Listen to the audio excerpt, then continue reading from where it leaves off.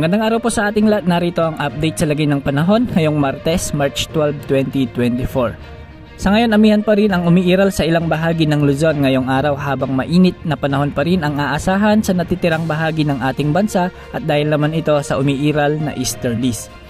Ayon sa wind forecast, posibleng humina ngayong linggo ang amihan ngunit posibleng muling bubugso ito sa susunod na linggo o pagsapit ng Lunes.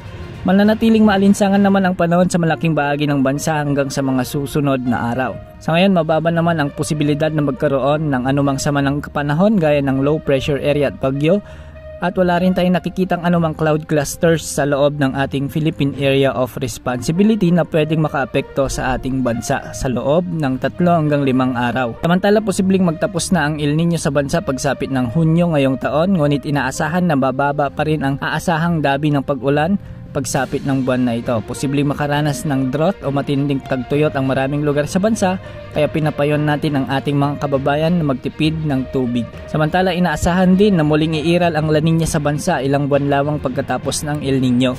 Ayon sa Pag-asa, may posibilidad na umiral ang La Nina ngayong taon at 55% ang tsansa nito pagsapit ng June, July at August ngayong taon.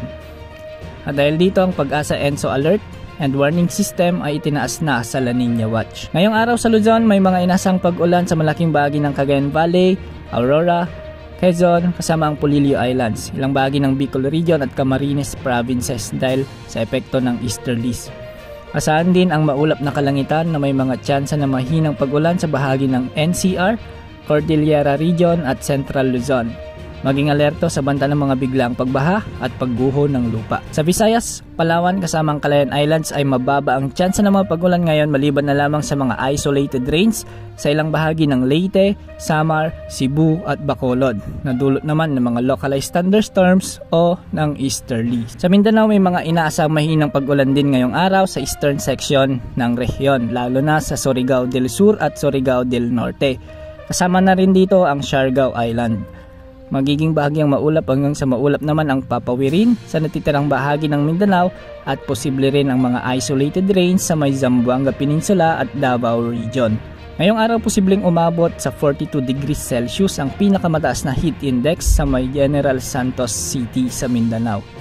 40 degrees Celsius naman ang posibleng maramdamang init sa may La Carlota, Negros Occidental at 39 degrees Celsius naman sa may Cotabato City.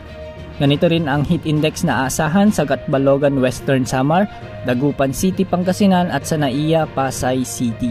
Ang mararamdamang init na ito ay delikado na para sa mga may sakit, lalo na sa mga may high blood. Sa ngayon, walang nakataas na gale warning kaya malaya ring makakapamalaot ang ating mga kababayang mangisda sa makaragatang sakop ng ating bansa.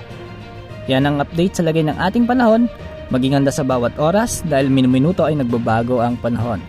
Ito po ang weather update ng bayan. Maasahan anumang panahon.